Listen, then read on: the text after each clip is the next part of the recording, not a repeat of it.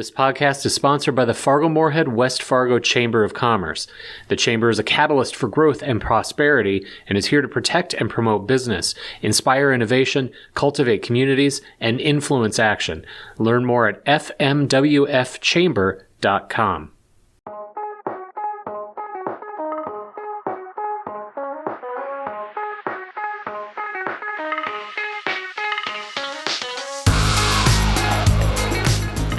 Hello, everyone, and welcome back to the In-Forum Business Beat podcast. This is your host, Thomas Evanella. This week, we'll bring you up to speed on the latest business news. After that, I'll be chatting with In-Forum digital producer Chris Kurzman about North Fargo's Amazon Fulfillment Center now that it's been in operation for 1 year. With that, let's get things started. Last week on the podcast, you heard from Helmut Schmidt on all the latest restaurant news. Well, sure enough, Helmut was holding out on us because he delivered yet another restaurant story late last week.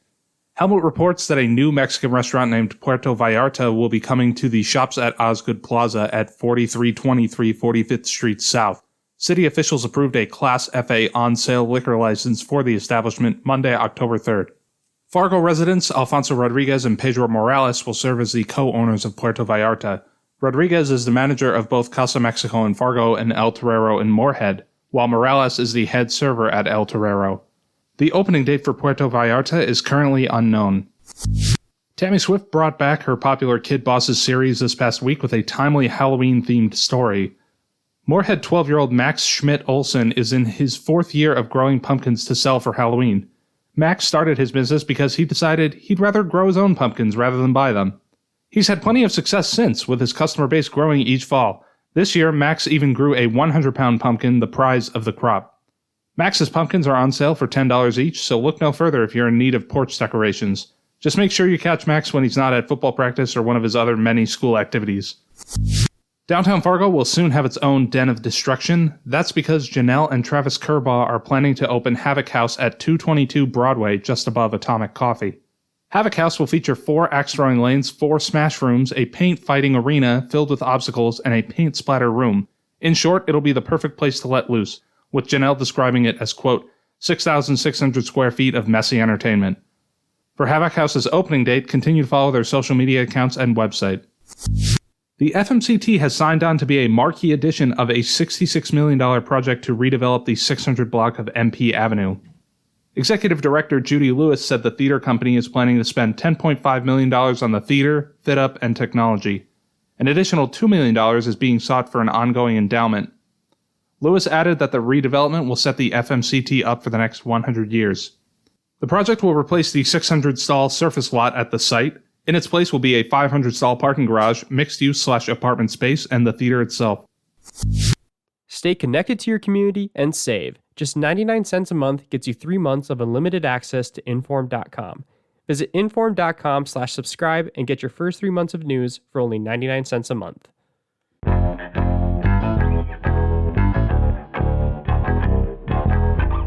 A few weeks back, I had the chance to revisit the Amazon Fulfillment Center in North Fargo. It's been over a year since Amazon opened and began operations there. Joining me now is Chris Kurzman to help me discuss my recent story on what's new with Amazon here in Fargo. Hey there, Thomas. How you doing? I'm not too bad, Chris. How are you? Doing great as always. Once again, we're back at it with you as a guest and a host. Yeah, I get to wear multiple hats on this podcast. It's kind of fun. I don't know. I feel like I've had maybe a little more stories than usual lately that are worth talking about. So here we are again. So you had a recent feature story on a check-in at the Amazon Fulfillment Center in North Fargo, which had its 1 year, I guess, anniversary, is maybe a way to put it, back in September.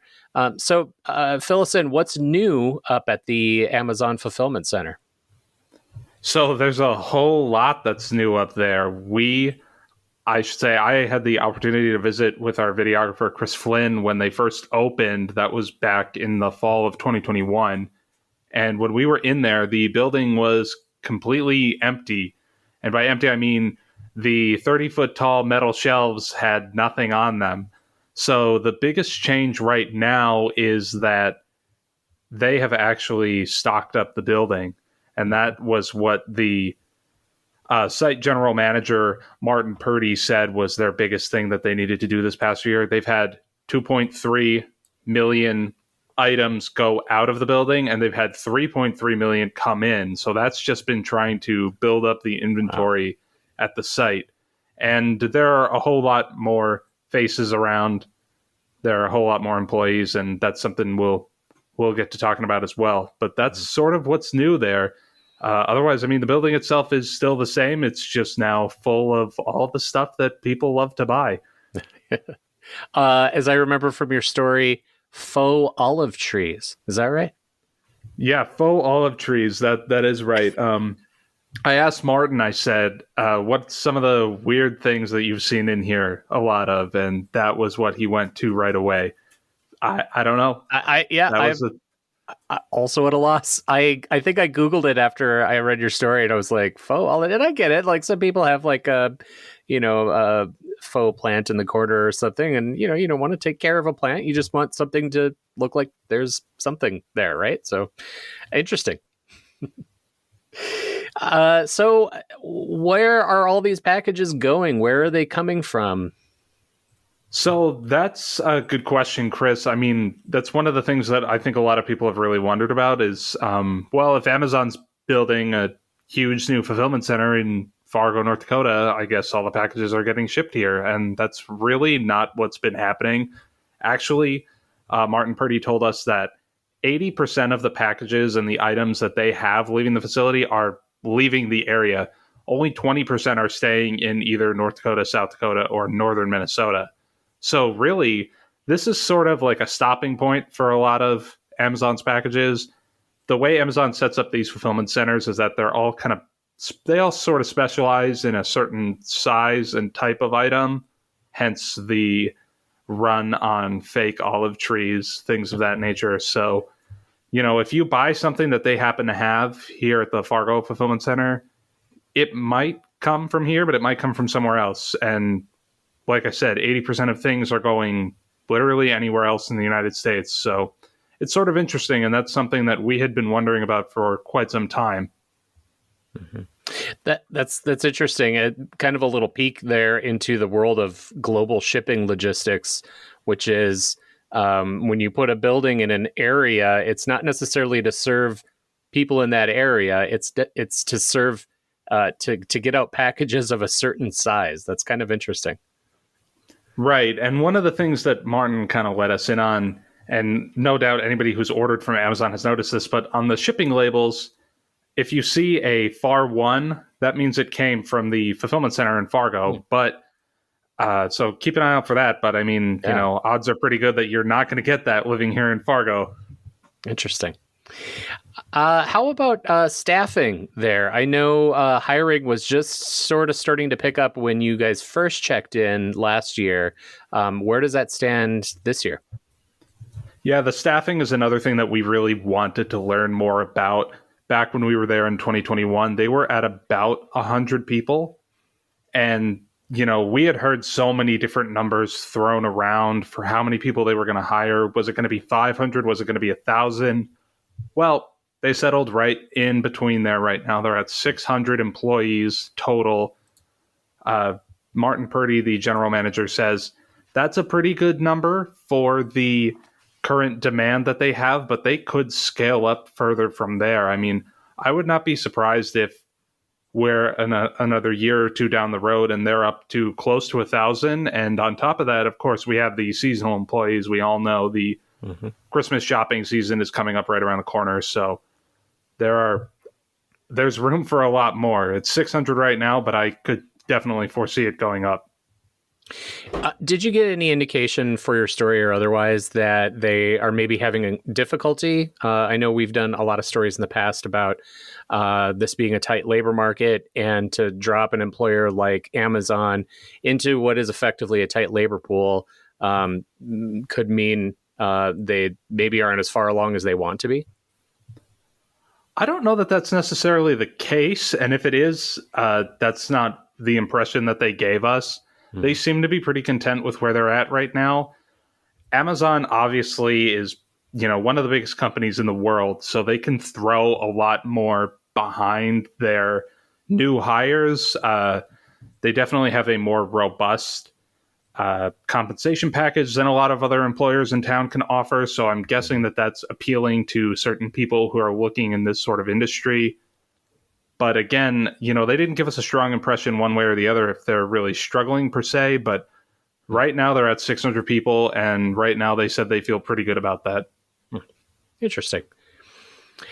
So one of the things you mentioned, Amazon being such a large employer, that means, of course, if you've, look at national headlines at all, you normally see Amazon in headlines with union activity and burgeoning union activity that's been increasing across the country for the last couple of years. What kind of sense did you get, in regards to union activity locally when you're out at Amazon?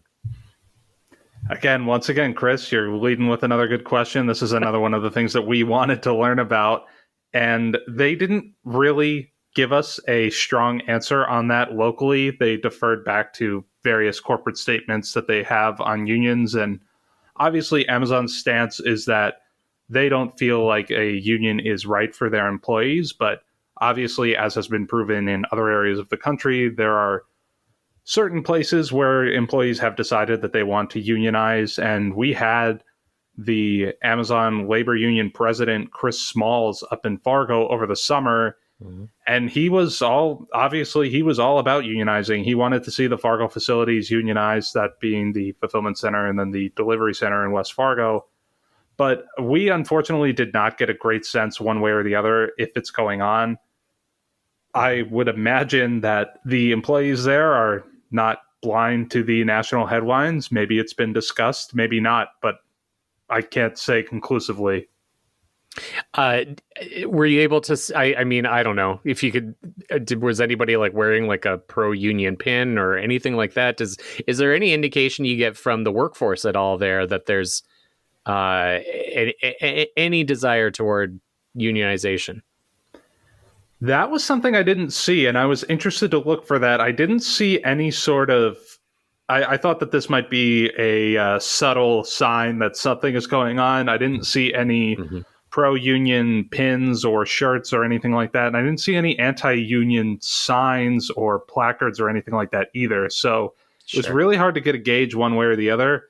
I would say being that the facility is fairly new, that might tamp down some of that, but who knows? This is something that we'll obviously continue to follow and track, but right now we don't really have a strong answer one way or the other. Sure. So a year on, what does the next few years, 5 years, 10 years down the road look for Amazon here in Fargo and the region? Well, some of this is going to be a little bit speculative on my part, but I think it's pretty realistic to say that the fulfillment center is going to be adding a lot more employees, like we talked about before. I would not be surprised to see them get up to 1,000 employees, maybe even by this time next year. But another thing to think about, too, is that Amazon could be growing its real estate footprint here in the area. We have the Fargo Fulfillment Center. We have the West Fargo Delivery Center. I would not be surprised to see some sort of building go up in either Bismarck or Grand Forks. They also opened a new delivery center down in Sioux Falls, and they are planning a delivery center out in Fergus Falls. So I think we could see a lot more real estate development from Amazon in the coming years. Fargo was very excited about having Amazon come in. I'm sure if Amazon wanted to do more in Fargo, the city would be very excited about it once again, because it's a huge space for their tax base. So I think it's something that other cities in North Dakota might be seeing in the near future. Sure. Lots of new places for those faux olive trees, I guess. That's right. I mean, if the faux olive tree market stays as hot as it currently is, I think we might need to build a second one of these bad boys. Oh, great. Well, I'm sure you'll be there to watch and report on this for us, Thomas. So, looking forward to that. Yeah, absolutely, Chris. Thanks so much. And that's going to do it for this week's episode of the Inforum Business Beat podcast. This has been your host, Thomas Evanella. Be sure to check back to inforum.com/business for all the latest business news.